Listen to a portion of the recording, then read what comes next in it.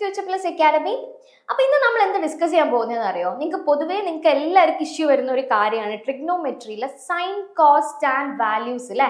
നമുക്ക് എപ്പോഴും റിപ്പീറ്റ് അടിച്ച് വരുന്ന കുറച്ച് ആംഗിൾസ് ഉണ്ട്. 0 മുതൽ 360 വരെ റേഞ്ചിൽ വരുന്ന കുറച്ച് ആംഗിൾസ് ഉണ്ട്. അപ്പൊ ആ ആംഗിൾസിന്റെ സൈൻ കോസ് ടാൻ വാല്യൂസ് എല്ലാവർക്കും ബുദ്ധിമുട്ടുള്ള കാര്യമല്ല. നമ്മൾ പ്രോബ്ലം ചെയ്തുകൊണ്ടിരിക്കുമ്പോൾ പെട്ടെന്ന് ഒരു സൈൻ 30 പെട്ടെന്ന് ഒരു സൈൻ 60 വന്നു കഴിഞ്ഞ് കഴിഞ്ഞാൽ അതെങ്ങനെ കണ്ടുപിടിക്കാനും അത് ഓർത്തെടുക്കാൻ പറ്റാത്ത ഒരു ഇഷ്യൂ അല്ലെ.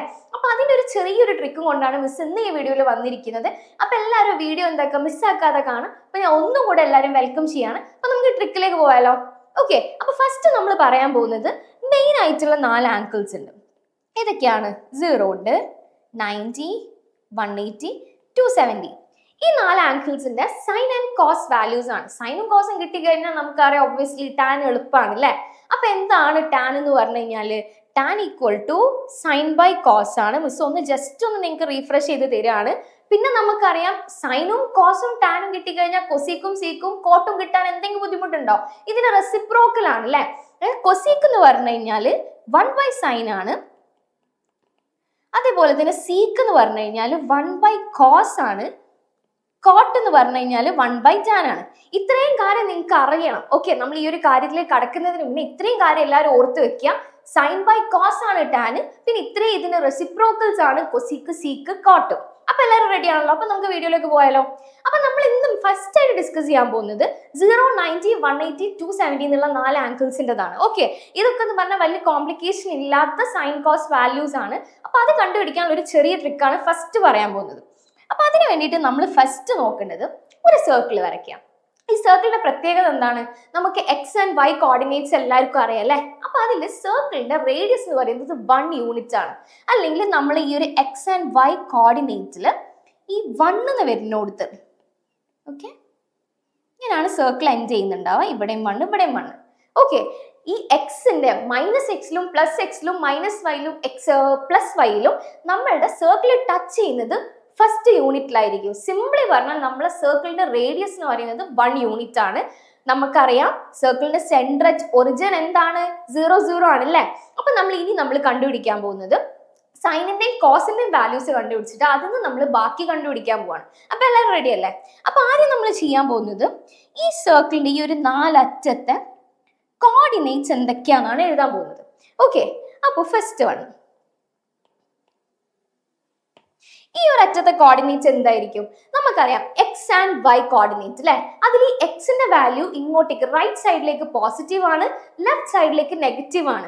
വൈന്റെ വാല്യൂ മുകളിലേക്ക് പോസിറ്റീവ് ആണ്, താഴേക്ക് നെഗറ്റീവ് ആണ് ആണല്ലോ. അപ്പൊ ഞാൻ പറഞ്ഞു 1 യൂണിറ്റ് ആണ് ഈ സർക്കിളിന്റെ റേഡിയസ് എന്ന് പറയുന്നത്. അപ്പൊ അങ്ങനെയാണെന്നുണ്ടെങ്കിൽ ഈ ഒരു പോയിന്റിന്റെ കോർഡിനേറ്റ് എന്ന് പറയുന്നത് എന്തായിരിക്കും? 1, 0 ആയിരിക്കുമല്ലോ. നിങ്ങൾക്ക് എല്ലാവർക്കും അറിയുന്ന കാര്യമാണല്ലോ അത്. അങ്ങനെയാണെന്നുണ്ടെങ്കിൽ ഇതിന്റെ കോർഡിനേറ്റ് 0, 1. ഇവിടെ ആണെന്നുണ്ടെങ്കിൽ എന്തായിരിക്കും? -1, 0. ഇവിടെ താഴാണെന്നുണ്ടെങ്കിലോ 0, -1. ഇത്രയും കാര്യം എല്ലാവർക്കും ഓക്കെ ആണല്ലോ. ഇത് വെച്ചിട്ടാണ് നമ്മൾ സൈനിന്റെയും കോസിന്റെയും വാല്യൂസ് കണ്ടുപിടിക്കാൻ പോകുന്നത്. റെഡി അല്ലേ? ഓക്കെ, അപ്പൊ എല്ലാവരും ഓർത്ത് വെക്കുക. നമ്മൾ ഫസ്റ്റ് വരുന്നത് അതായത് ഇപ്പൊ നമ്മൾ ഈ 1, 0 എന്ന് പറയുന്നുണ്ട് അല്ലെ. അപ്പൊ ഈ ഫസ്റ്റ് വരുന്ന എക്സ് കോർഡിനേറ്റ് എപ്പോഴും റെപ്രസെന്റ് ചെയ്യുക കോസ് വാല്യൂനായിരിക്കും. വൈ കോർഡിനേറ്റ് എപ്പോഴും നിങ്ങളുടെ സൈൻ വാല്യൂനായിരിക്കും റെപ്രസെന്റ് ചെയ്യുന്നുണ്ടാവുക. അതെല്ലാവരും മൈൻഡിൽ കയറ്റി വെക്കുക. അത്രേ ഉള്ളൂ ഇതിൽ പഠിക്കാൻ. ഓക്കെ, സിമ്പിൾ ആയിട്ട് ഈ ഒരു സർക്കിൾ നിങ്ങൾ പഠിക്കുക.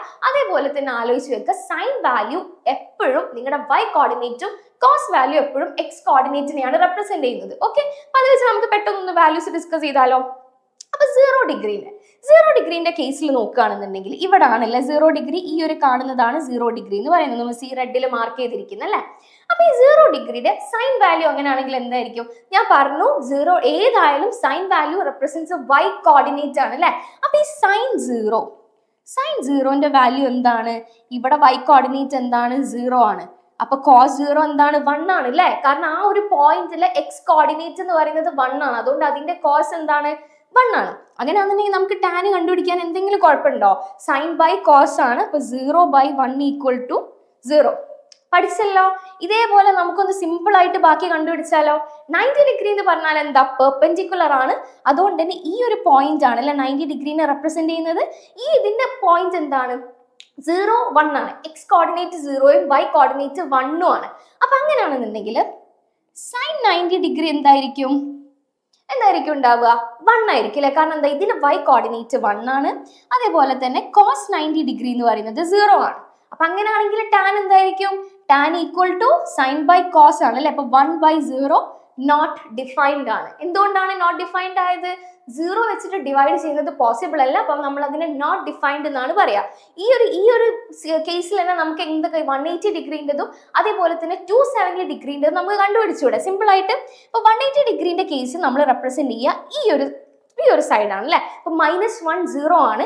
ഇതിൽ x കോർഡിനേറ്റ് -1ഉം y കോർഡിനേറ്റ് 0യും ആണ്. അതുകൊണ്ട് എന്താണ്, cos 180 എന്ന് പറയുന്നത് -1 ആണ്, sin 180 എന്ന് പറയുന്നത് എന്താ, 0 ആണ്.